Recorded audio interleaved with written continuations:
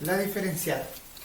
Considere la gráfica de una función en el plano cartesiano, en donde mostramos aquí el eje de las x y acá el eje de las ordenadas. En rojo está representado la curva correspondiente a esta función, y en el eje de las abscisas tenemos un valor en particular denotado por x subíndice 0. El correspondiente valor de la función para este valor de la abscisa lo encontramos gráficamente pintando una vertical hasta encontrarnos con la curva roja, y después tendiendo una horizontal hasta intersectar el eje de las y ese valor en particular nos va a proporcionar el valor de la función para este correspondiente valor de la abscisa. Vamos a estar interesados en cómo cambia el valor de la y cuando el valor de la abscisa la incrementamos en una cantidad delta x. Gráficamente se encuentra de manera similar. Tiramos la vertical hasta encontrar la curva roja y luego la horizontal hasta intersectar el eje de la y eso nos va a dar el correspondiente valor de la función cuando incrementamos la abscisa.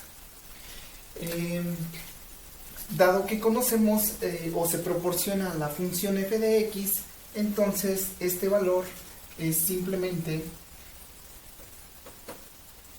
la función evaluada en x0, y este valor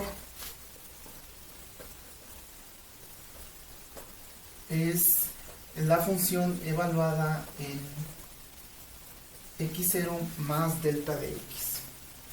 Ahora bien, el incremento en la abscisa está representado por delta x, y el correspondiente incremento en la variable y está representado por la longitud del segmento que va desde aquí hasta acá, representado aquí mediante una llavecita que llamaremos entonces a la longitud del segmento delta y. Muy bien, entonces ahora, ¿qué tiene que ver este incremento con el concepto de la diferencial? Para ello, entonces, consideramos la pendiente de la recta tangente a la curva roja en el punto que tiene abscisa x0, y esta recta está representada por esta línea de color negro. Como solamente, por definición, solamente toca un punto de la curva, ese punto está representado aquí, y esta recta forma con la horizontal un ángulo θ.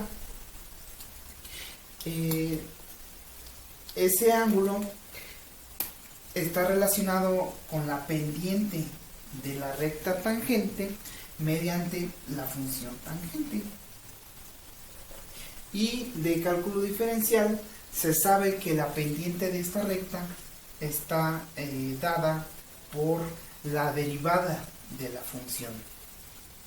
Ahora bien, notemos que aquí se forma un triángulo rectángulo cuyo cateto adyacente es precisamente el incremento en la variable delta x, y que se define como el diferencial de la variable x.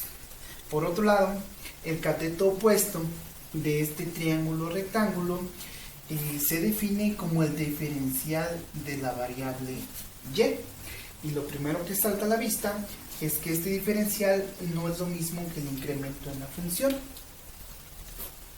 Ahora bien, sabemos que la función trigonométrica es la razón de los catetos, en este caso del diferencial de y el diferencial de x.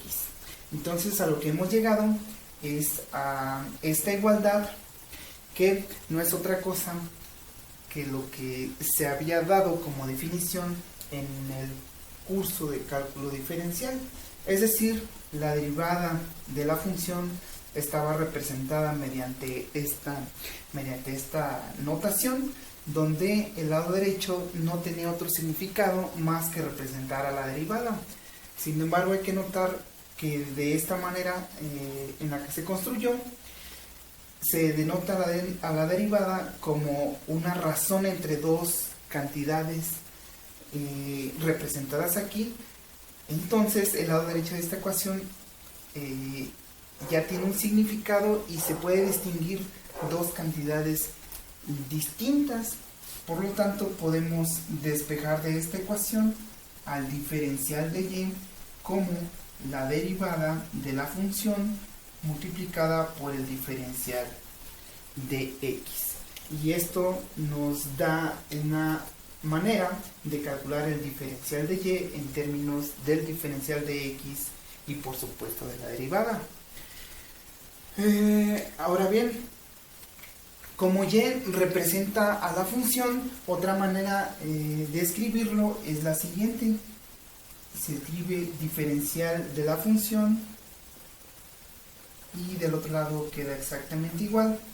Entonces se puede identificar a la letra D como un operador diferencial que aplicado a la variable f, esta se obtiene simplemente multiplicando la derivada de la función y multiplicando por el diferencial de x.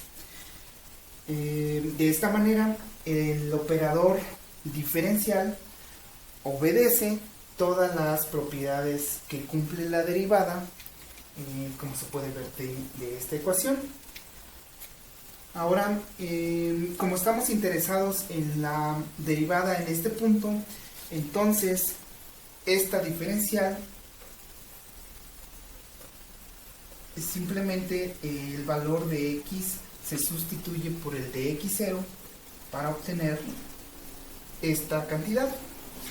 Y nótese que estas dos cantidades, como ya había mencionado, no son iguales, es decir, delta y es diferente del diferencial de y. Sin embargo, cuando el incremento en la variable delta x se hace pequeño, entonces podemos aproximar